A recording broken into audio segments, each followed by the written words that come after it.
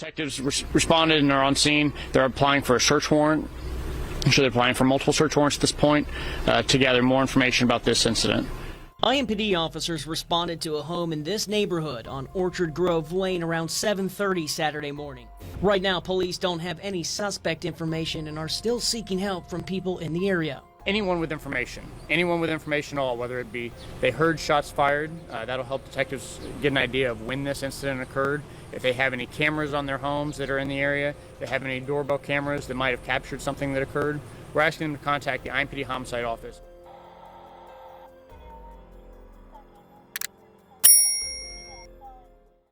Just 3 weeks before Erica Robinson's life was tragically ended, she shared a beautiful post on vacation with her husband, enjoying life while visiting a resort off of Lake Michigan on a short getaway.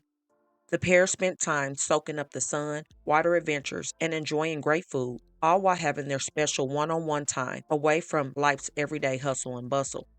In the post Erica penned on her social media, she wrote, "We're having such a great time in Traverse City, Michigan. If you're looking for a fun, quick getaway with your significant other, I highly recommend visiting Traverse City in the summertime. We stayed in Del Mar and we ate at the Artisan restaurant in our resort. They have the best customer service we've ever had. Everyone in the city has been so nice. We will definitely be returning."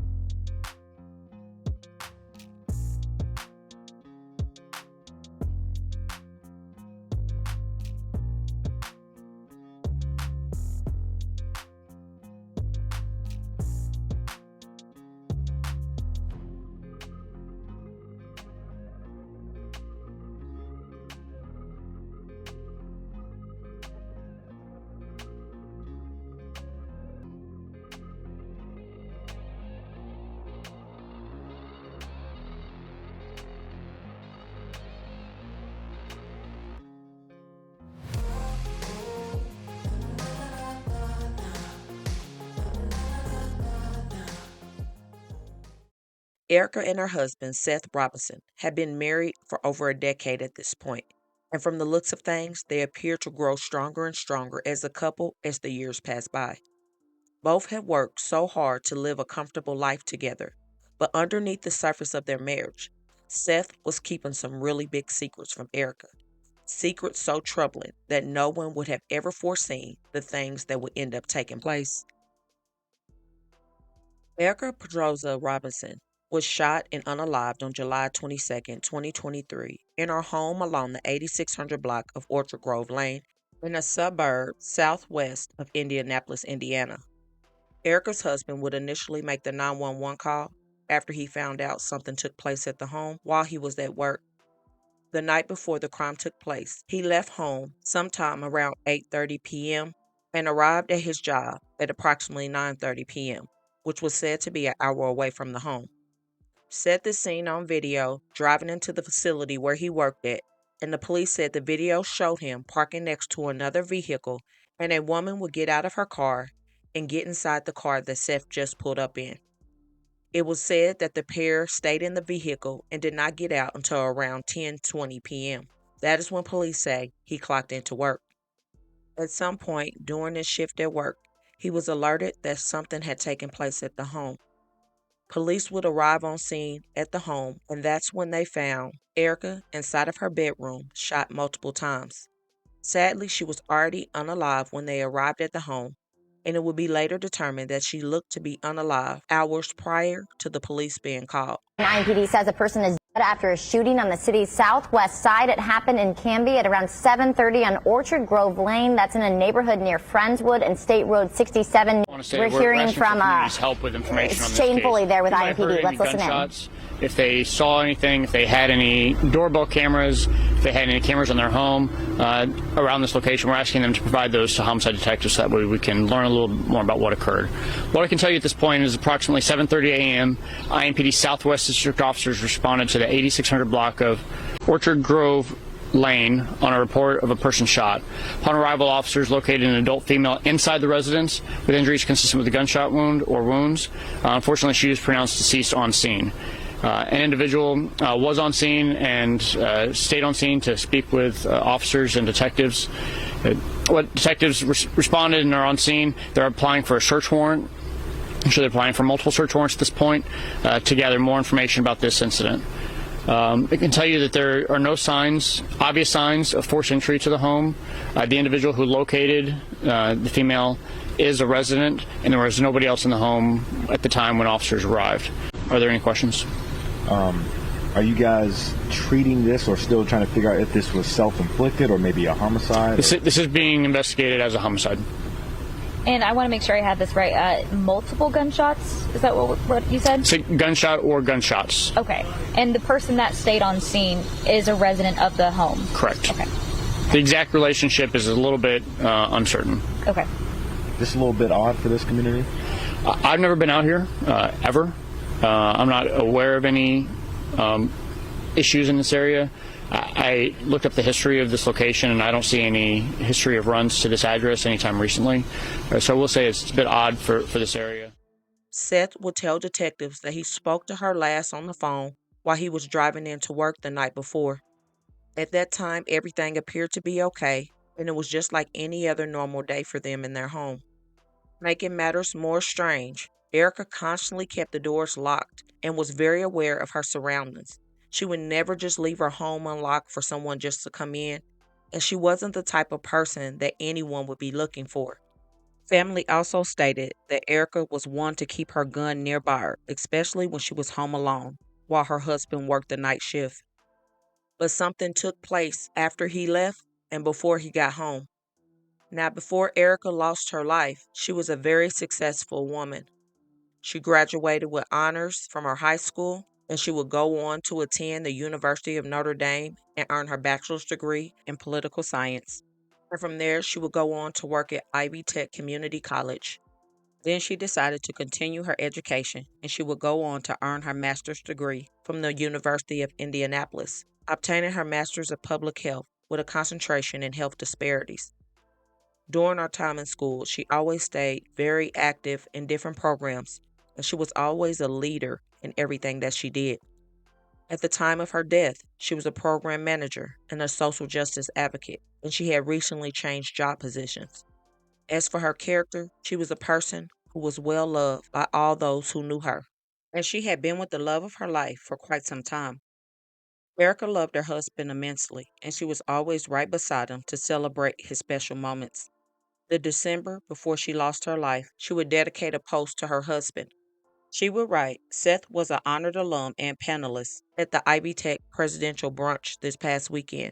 He had an opportunity to share his experience and success story on the 66th floor of the Willis Tower in downtown Chicago and make a lot of great connections. He did an awesome job. I'm so proud of this man, whom never ceases to amaze me.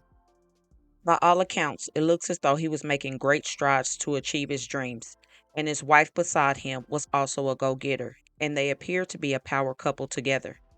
On their shared social media, one of the last posts that he made to his wife was in October of 2022, and he said, "Hey, been a while, but wanted to express myself a little bit here on this book.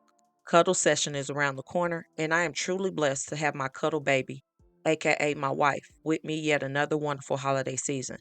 Approaching our 11 years of marriage, I must say and speak truthfully, she is still and will always be the most beautiful woman I have ever laid eyes on, inside and out. I'm truly blessed and grateful to be married to such a sweet, loving, stern when needed woman. I'm glad I saw you as my wife and asked you to spend the rest of your life with me, and even more elated that you said yes. As time goes on, my love, our bond, and connection will only grow deeper and even more spiritual. I learn daily that my pride and ego matters less the more I move forward with you, and I'm happy about that. Hashtag, lock her down and show her who cares. In return, she'll give you the world. I love you, babe. Big Seth." Their love story truly looked to be one that could stand the test of time, and everything he said in his post was also echoed by so many people in regards to her character and who she was. She was a person who was truly loved by so many, hardworking, dedicated, and a smile that truly lit up every room. She didn't have an enemy, so who would come at her home and take her life the way that they did? Neighbors are still on edge after a woman was found shot and killed at a home off Orchard Grove Lane on Indy's south side. IMPD says it all happened just after 7:30 Saturday morning when police initially responded to a death investigation at the home. When officers arrived, they found an adult female inside the home who had been shot. She was pronounced dead on scene, and police are investigating the incident as a homicide. Investigators say there were no signs of a break-in, and the person who found the woman lives in the home and remained on scene.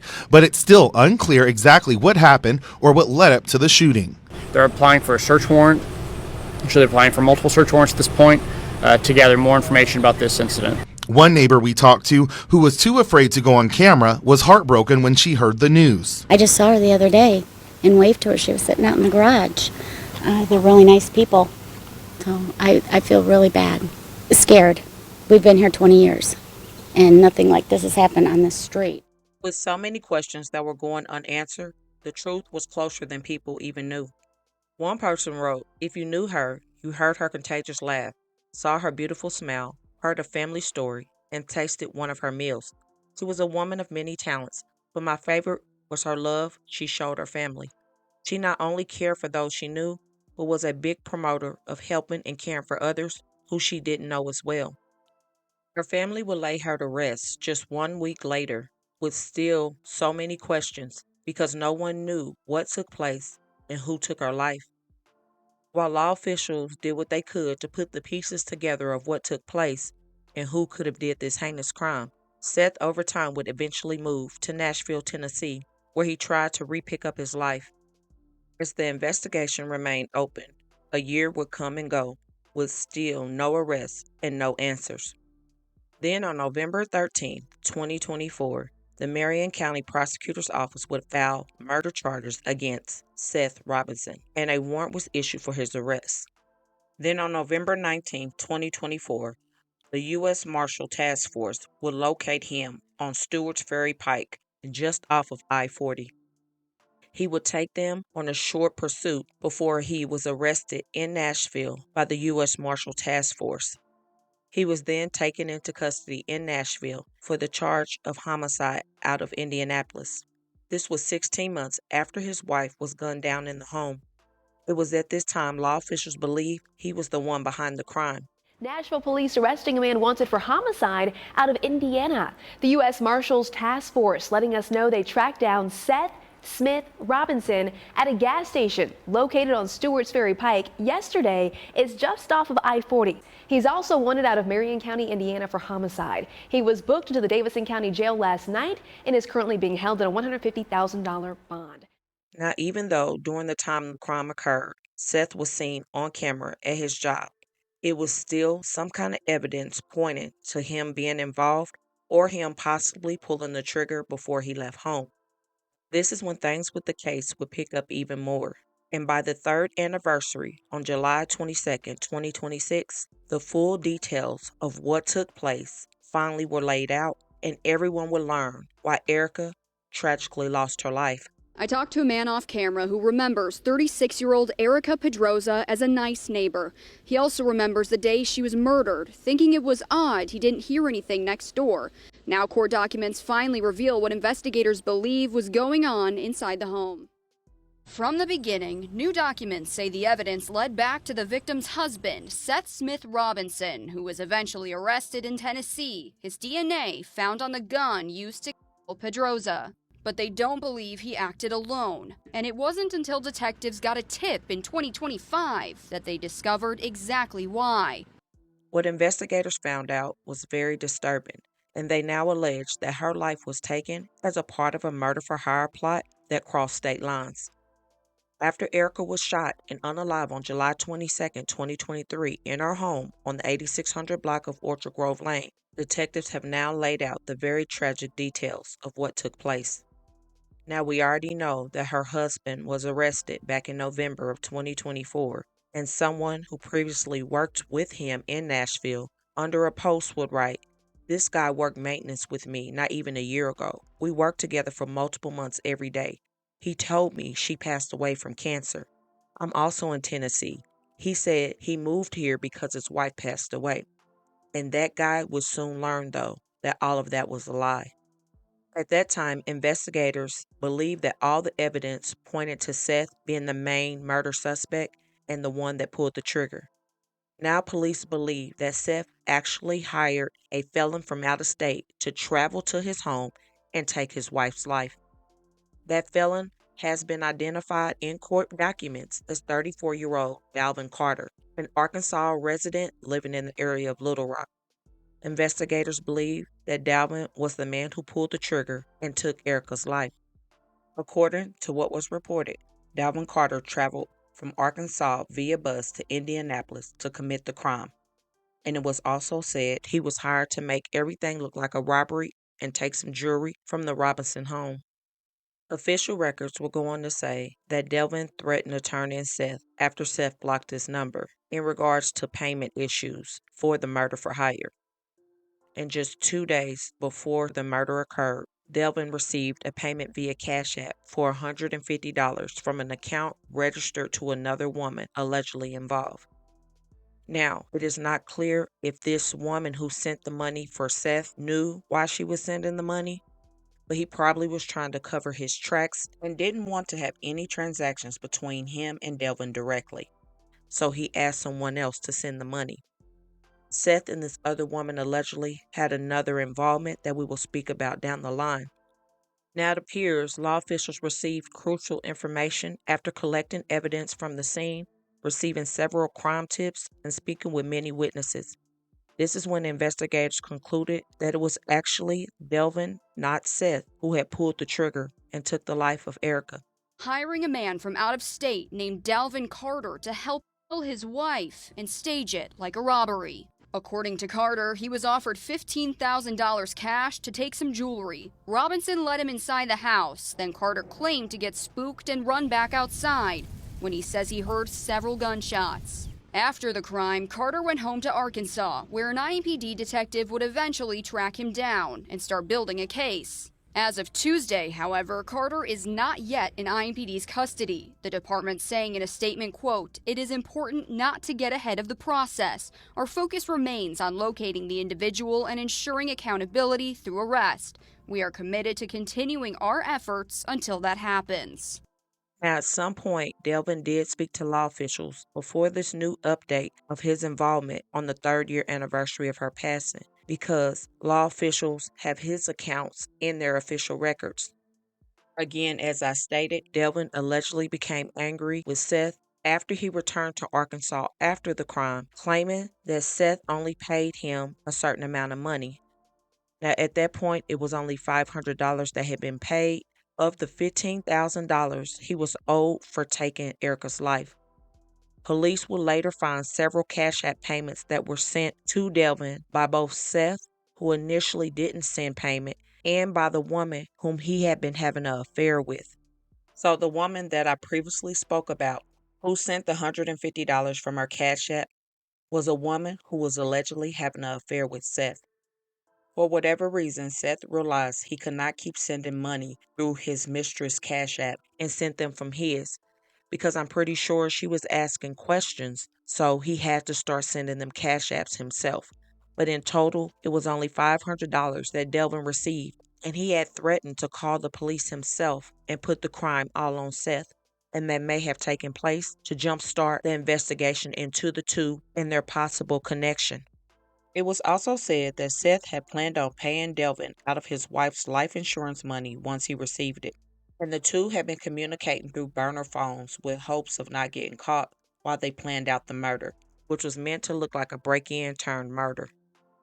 Now, this is the very sad reason that Seth wanted his wife gone, because he was having affairs. And not just because of that, but because one of the people he was having an affair with was pregnant with his child. Now, if you remember at the beginning of this video, I spoke about a post that Erica made just weeks before she lost her life, when she and Seth went on a short vacation in Michigan off the lake. That vacation was literally weeks before she would lose her life, like I stated before. But not just that, while on that vacation, he already had a woman pregnant. So he was putting on a fake facade, probably already planning what he was going to do to his wife, and she had no idea.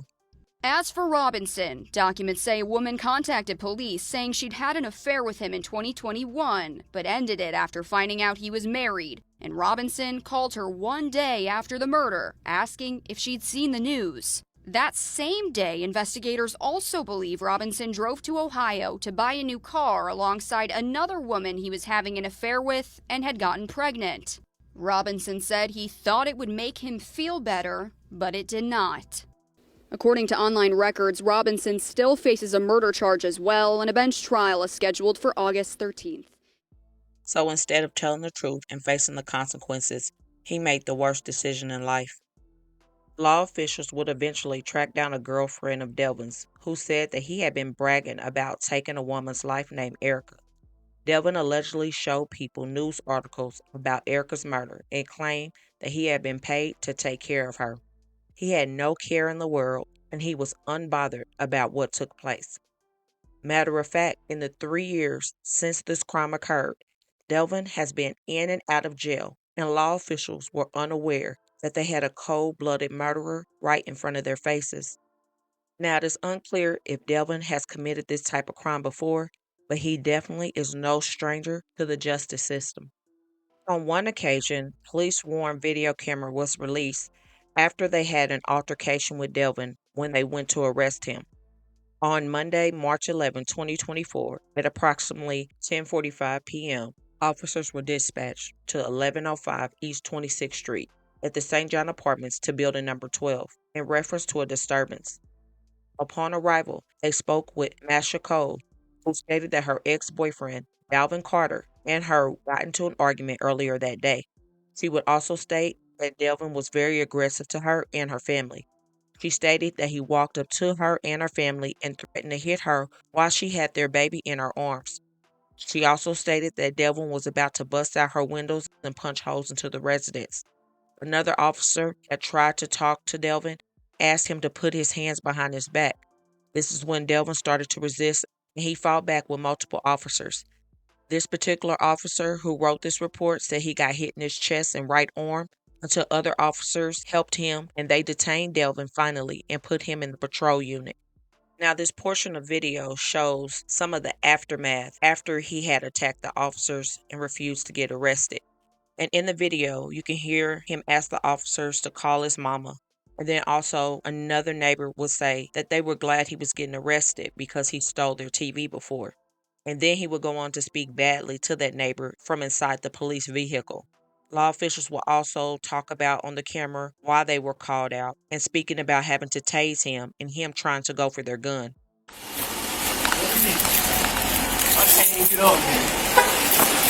Man, this phone, y'all can't help me up, man. It's crazy, bro. Excuse me, man.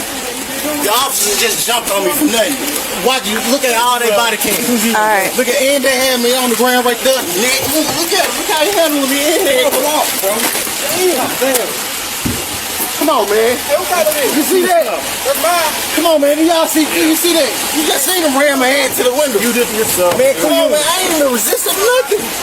Y'all got me in handcuffs. What y'all doing like this? Hey, y'all got me in handcuffs. Come on, hands up.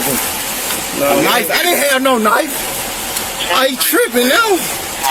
Y'all just make everything on me, man. No, put my other pants on. He said I had a knife. I didn't have no knife. Somebody hit me. Hey, man.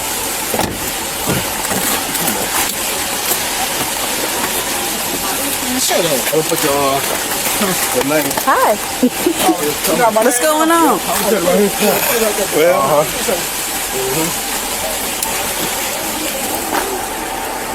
right. I gotta find your other people. People have knocked out my stuff off. No, this ain't mine. Huh? They ain't yours? Nah. Oh, here. No, it is. It is mine. Mine? Damn, it's all broken. Hey, but y'all see some star opinions? Like mine. Yeah. This dude, we deal with him all the time. He comes over here, well, he stays with her, I guess. Yeah. But when she calls, when he's acting a fool, he acts a fool. And then one time we came, he leaves before we get here, or he leaves, comes back, and then he gets crazy. Right. When we leave, because he gets mad because she called the police or whatever. Right. So he kept saying he was going to come back. He coming back once we leave, and it's not over, because we told him to leave. Right. And then he wasn't leaving. He was just sitting there. Yeah. I'm going to leave. But, and he kept saying he going to come back. What did he do to her? Huh? What did he do to her? The girl. Well, she claimed, the call said that he pushed her with the baby, yeah. But she never did. While I was in there with him, she never would say nothing, because we were all there together, face to face. Right. So John is in there right now talking to her. Okay. Okay, well, y'all got it. Where y'all gonna run and get it? I can't just call my mama. Mom, you grown. You a grown man. I'm saying to call my mama. You can call up at the jail.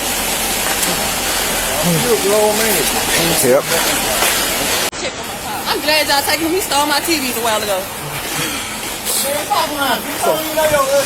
What we got right now is just a basic information report. But we're going to put charges on this tonight. I said the officer. So he said all the. So that's four counts. He turned around and punched me. Yeah, he did that. Everybody was you.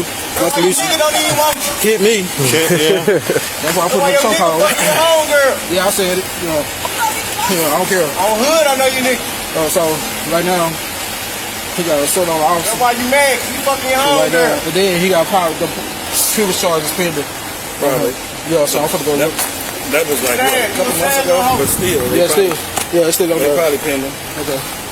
Why we got called out here? Kid and baby mama got into it.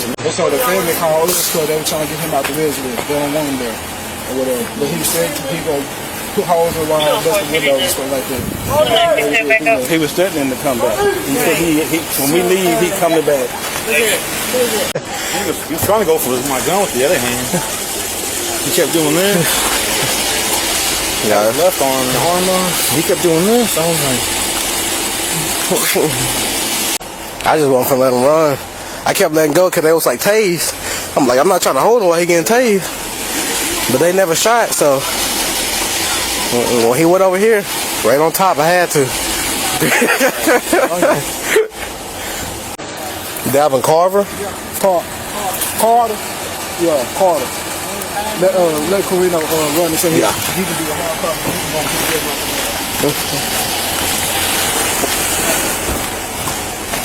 Runner Dalvin Carter. Dalvin Carter with a C. Yep, that's him. Yep. Now, as you heard police officers say in the video, this is a common occurrence with them back and forth, and it truly appears that Delvin is a menace to society and a crash out. And even with him constantly going to jail, he would constantly get back out. As this article reads, police say wanted Arkansas suspect was involved in a string of crimes across the city. However, because of the way our justice system is, he was always let back out. The post reads here, they wanted a suspect reportedly involved in a harmful crime in Arkansas. The Pine Bluff Police Department is searching for 32-year-old Delvin Carter. He is wanted for robbery, felony theft, and second-degree battery. Well, his path of destruction finally caught up with him, and now he sits behind bars on those charges and was facing several years before Indianapolis released a warrant for his arrest, unaware that he was already in jail. But then law officials were quickly able to find out that he was already going to be serving 7 years for the charges we went over. Gratefully, Indianapolis was able to put the pieces of the puzzle together and didn't let the case grow cold.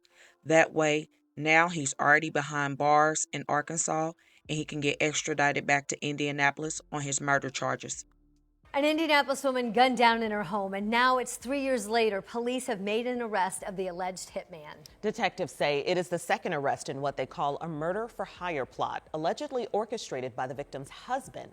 A year later, her husband, Seth Robinson, was charged with her murder, but detectives continued building the case. The investigation doesn't end at the arrest. There's still a lot of back-end things that investigators are doing, building up to the trial. A tip last year led detectives to Arkansas and to Dalvin Carter, who they say is the alleged hitman. Dalvin also told investigators he would testify about how it was supposed to go down. Investigators say every lead in a homicide case is crucial. It is crucial that, especially in homicide cases, we have to have that community support and that community participation and willingness to come and talk to us, and we will solve these cases when all those things happen. We have both suspects now. There's still investigation that's going to continue to totally define exactly what role everybody had. As many times as he and his child's mother got into it, I am so glad that he never took her life. She probably had no idea just how dangerous that he could be, and who knows if he's taking anyone else's life. But when you choose the wrong decisions over and over, it doesn't appear that Delvin is ever going to make the right decision. And he has been choosing a life of harmful activity over and over and over. And once you start taking lives, there's nothing that you will not do. As for Seth, online court records show that his murder charges are still active, and a bench trial in his case is scheduled to begin on August 13, 2026. So I pray that full justice is served. I am so glad that Erica's family can finally begin the healing process in knowing that the people who took her life and orchestrated this murder for hire are finally behind bars. One of Erica's brothers wrote, "Today makes 3 years since the day my sister lost her life and was found murdered. As the trial date quickly approaches, we find ourselves holding on to the memories, the laughs, and all of the good times we share with her. Erica was an amazing sister, daughter, niece, aunt, friend, and person. She always put others before herself, cared deeply for people who were less fortunate, and had a way of making those around her feel loved. Her impact on our lives will never be forgotten. Everyone who loved Erica has dealt with her loss in their own way. For me, a big part of that journey has been seeking justice. It has not happened as quickly as we have hoped, and there were many moments where I questioned the process. I often found myself repeating, justice delayed is justice denied, especially knowing that he was still free. Then in late 2024, he was finally arrested, and more of the story began to unfold. I know nothing will ever bring my little sister back, but I also know my fight is not over until justice is served. Erica was so loved by so many, and she had so much to offer this world, and now her life was tragically cut short. Whatever hopes and dreams she still had for herself, them are all over, all for no reason, all because of the man she trusted, the man that she loved for all those years, decided to make a horrible decision after he stepped outside of the marriage. He should have just asked for a divorce and went his own way and accepted whatever his fate may be. But instead, he made the worst decision possible. A light that was extinguished way too soon. And my thoughts and prayers go out to Erica and all her loved ones and the many people who care for her. Please don't forget to let me know your thoughts on this situation. Also, don't forget to comment your prayers for everyone involved. Don't forget to hit that like button and share to make your people aware. And as always, remember to stay woke. Things change quickly.